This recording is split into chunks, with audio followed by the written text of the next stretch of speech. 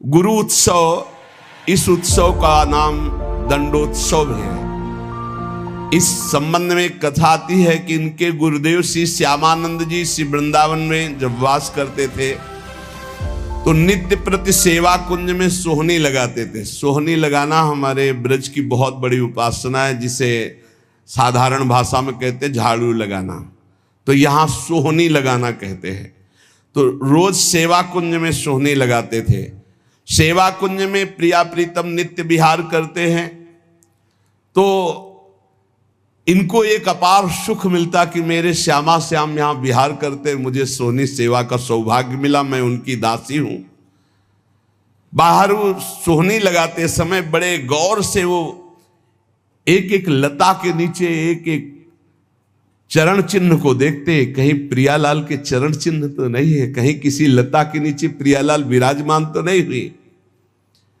प्रियालाल के चरण चिन्हों के कभी कभी उनको दर्शन हो जाते तो बड़े भाव में मगन हो जाते।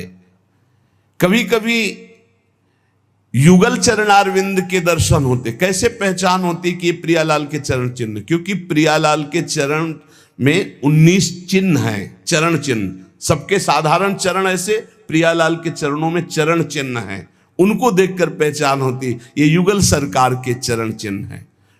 बड़े भाव में मगन हो जाते सोहनी लगाते हुए। सेवा कुंज में सोहनी सेवा करते। एक दिन प्रियाजू ने इन्हें दर्शन देने की इच्छा की। सेवा में बड़ी सामर्थ्य, इसीलिए कहते हैं कि वृंदावन में कहीं भी थोड़ी सोहनी लगा दोगे तो तुम्हारे भाग्य में सोहनी लग जाएगी, सब कूड़ा करकट अशुभ प्रारब्ध नष्ट हो जाएगा। श्री जी की इच्छा हुई दर्शन देने की, पर श्री जी सीधे दर्शन नहीं दे सकती। जब तक किसी सखी का कृपा प्रसाद नहीं प्राप्त होगा तो श्री जी इच्छा भी करेंगी तो दर्शन नहीं दे पाएंगे। इसलिए ये आचार्य रूपा सहचरियां, इनकी कृपा पहले प्राप्त होनी चाहिए, तब श्री जी के दर्शन होंगे। नहीं, श्री जी के दर्शन की एक मर्यादा है, बिना सखी के दर्शन के, बिना सखी अनुग्रह के श्री जी का दर्शन। इच्छा हुई श्री जी के दर्शन की तो डायरेक्ट आकर के दर्शन नहीं दिया। अनुग्रहमयी श्री जी ने पहले सखी की अनुकूलता हो, सखी दर्शन दे, तब दर्शन का विधान बने। एक दिन श्री जी ने जानबूझकर अपने श्री चरण का एक नूपुर छोड़ दिया सेवा कुंज में। अब प्रातः काल श्री श्यामानंद जी सोहनी लगाते थे तो जे ही लगाया तो देखा बड़ा कीमती अद्भुत नूपुर, बड़ा आनंद मिल रहा है। विचार किया किसी नवविवाहिता का होगा, ढूंढने आएगी, दे देंगे। तो अपने अचला की छोर में संत हैं, बांध कर अपने माथे पे रख के साफा बांध के सोहनी लगाने लगे। सोच रहे थे किसी की बेटी या किसी की नवविवाहिता बहू का ही है, क्योंकि बहुत खोजने आएगा तो देंगे। श्री जी ने अपने आभूषण श्री ललिता जी से कहा कि संभाल करके मंगला के आभूषण रखो। तो उनमें कहा, प्यारी जी आपके एक श्री चरण का नूपुर तो है ही नहीं। जानबूझ के श्री जी ने गिराया था, क्योंकि जब तक सखी कृपा नहीं होगी तब तक श्री जी दर्शन नहीं देंगे। जाओ देखो सेवा कुंज में किसी लता के नीचे कहीं अरज कर तो नहीं गिर गया। ललिता जी ने खोज प्रारंभ की तो देखा श्री श्यामानंद जी वयोवृद्ध सोहनी लगा रहे हैं। राधा राधा सोहनी लगा रहे। ललिता जी ने विचार किया, मैं अपने स्वरूप से जाकर के इनसे मांगूंगी तो अच्छा नहीं रहेगा। तो साधारण वेश में गई और कहने लगी कि बाबा यहां सोहनी लगाते नूपुर तो नहीं मिला, यदि मिला हो तो मुझे दे दीजिए। तुम्हारा तो नूपुर नहीं हो सकता, क्योंकि साधारण वेश में ललिता जी थी। अब मेरा नहीं, मेरी बहू का है। लाओ। नहीं, ऐसे तो मैं नहीं दूंगा। तुम्हारी बहू का है तो पहले वो चरण दिखावें जिसमें वो नूपुर बंधा है, और ठीक हमारे जैसा नूपुर है कि नहीं वो, अगर है अभी दे दूंगा, अगर नहीं दिखाया नहीं दूंगा। अंदर आनंद हो रहा है कि इस नूपुर में कुछ तो है, क्योंकि इसकी खोज हुई है, और ये जो हमसे बात कर रहे हैं बड़ा अपार आनंद मिल रहा है, पर ये अपने वेश को छुपाए हुए ये दिव्य है, कोई साधारण नहीं। अरे नाय बाबा तू मुझे दे दे, नहीं नहीं मैं आपको दे दूं। और थोड़ी देर बाद जिस बहू का गिरा है या जिस बेटी का गिरा है वो आके बोले कि मेरा नूपुर, तो हम तुम्हें कहां खोजेंगे? नहीं, हम तभी देंगे जब दूसरे चरण का नूपुर पहना के, तब हमें वो नूपुर वहां, तो ये नूपुर ले उनके चरण में बांध। बहुत हट किया ललिता जी ने, नहीं दिया। तब जाकर श्री जी से बात की तो श्री जी ने कहा सखी अब तो हम ही को चलना होगा, क्योंकि वो बहुत जिद किए है, और श्री जी दर्शन देना चाहती थी इसलिए ये लीला की।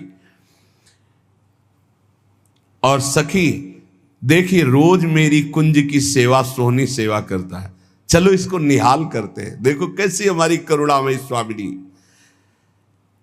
देखो नूपुर भी मिल जाएगा और रोज सोहनी सेवा करता है तो इसका फल भी उसको मिल जाएगा, मेरे दर्शन हो जाएंगे।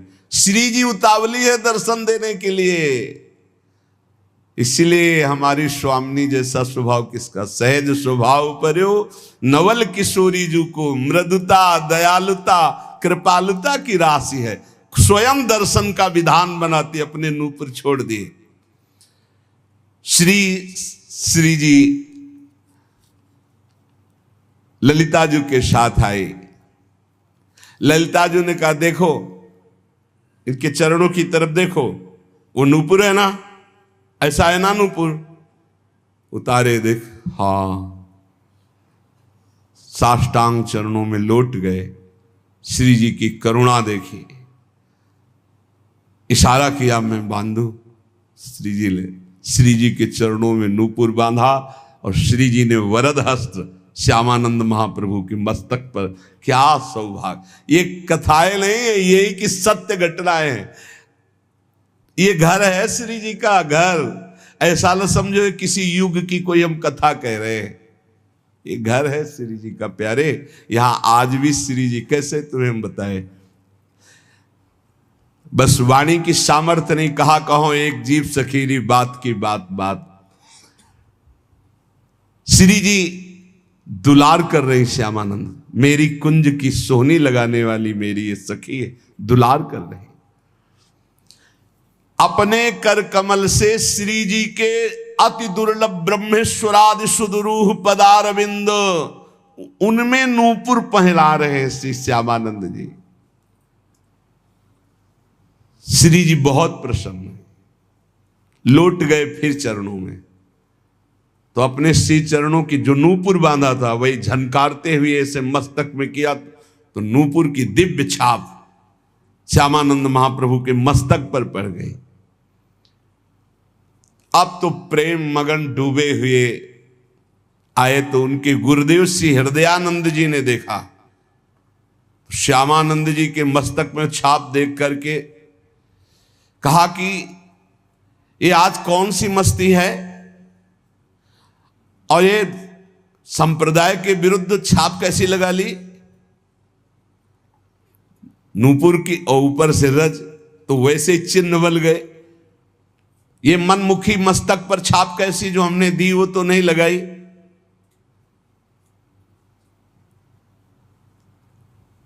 अब उन्होंने जानबूझकर थोड़ी, ये तो श्री जी का कृपा प्रसाद प्राप्त हुआ था।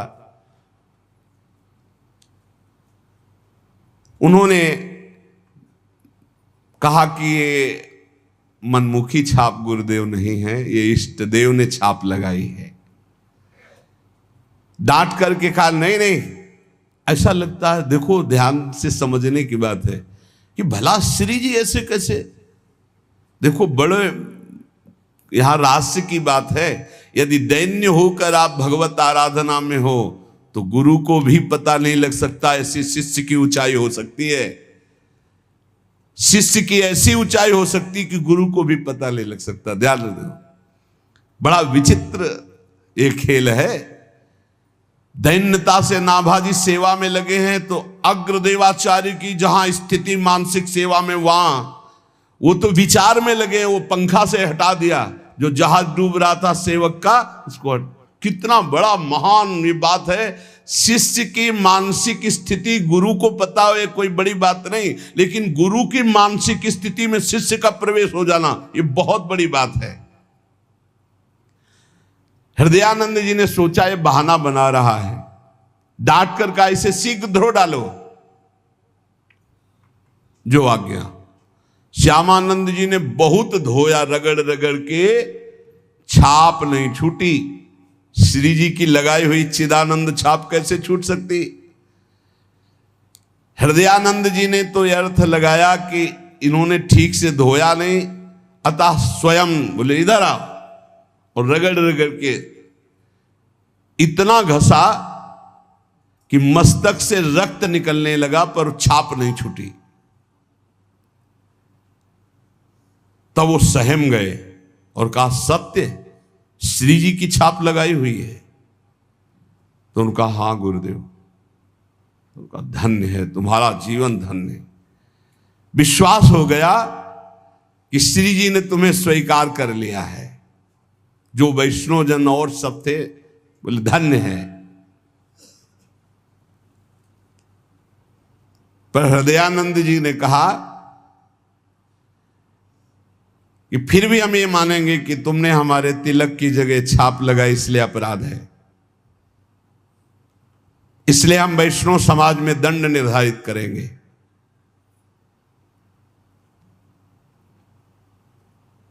देखो, गुरुजनों की बड़ी विचित्र लीला होती, बड़ी विचित्र लीला होती। सब वैष्णव समाज के बीच में कह रहे मैं तुम्हें दंड दूंगा। तो हृदय से आ रहा है कि गुरुदेव आपकी कृपा से ही तो मुझे श्री जी ने सहचरी भाव दिया है, ये छाप लगाई है। श्यामानंद जी को अपने नूपुर की छाप देकर अपने परिकर में श्री जी मिला लिया है। ये सुबल सखा प्रकट हुए और उन्होंने पूरी वैष्णव मंडली के बीच में कहा कि मैं साक्षी देता हूं कि इन्होंने अपने आप से नहीं, स्वयं श्री जी महारानी जी ने प्रकट होकर छाप दी। और सुबल इतना बोलकर, वही तमाल का वृक्ष था, वृक्ष रूप में ही, तो उनको लगा कि लता पता ये सब सखा है, सब श्री जी के निज परिकर है। तब उन्हें लाया कि ये श्री जी ने छाप लगाई है। तत्काल दिव्य वाणी हुई, हृदयानंद जी अब तो विश्वास कर लो कि तुम्हारा शिष्य जहां तुम्हारी पहुंच नहीं वहां है, श्री जी के निज परिकर में मिल चुका है। अब वो सहम गए। अगर दैन्य शिष्य है और गुरु थोड़ा भी मनमानी कर जाए तो गुरु के भी हृदय में दाह जलन पैदा हो जाएगी। मान गए श्री हृदयानंद जी।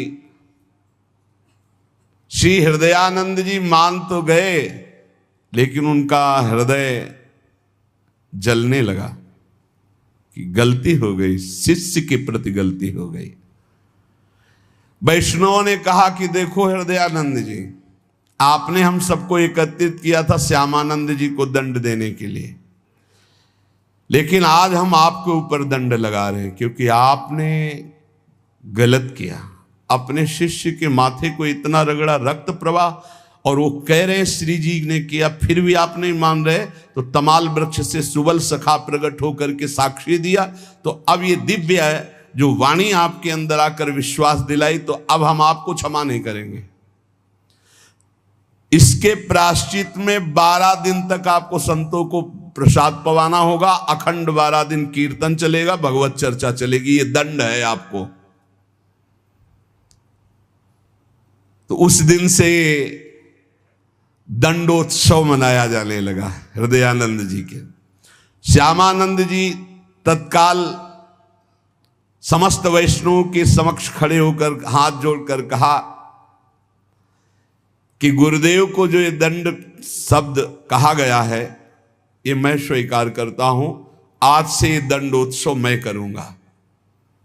मेरे अहोभाग्य है, शायद गुरुदेव यही करवाना चाहते थे इसीलिए ऐसा बोले। देखो शिष्य में अब भी गुरु के प्रति दोष नहीं आ रहा। बलिहारी इसीलिए तो महापुरुषों के पावन चरित्र हमें शिक्षा देते हैं। वैष्णवों ने कहा धन्य है धन्य है धन्य है श्यामानंद जी, धन्य है तुम्हारी गुरु भक्ति, और संतों ने स्वीकृति दे दी। श्यामानंद जी बड़े उत्साह से 12 दिन तक उत्सव मनाते। यद्यपि वो एक बार के लिए दंड था, पर उसे प्रतिवर्ष मनाने लगे। और वही रसिक मुरारी के गुरुदेव है श्यामानंद जी, तो अब रसिक मुरारी वही दंडोत्सव मनाते।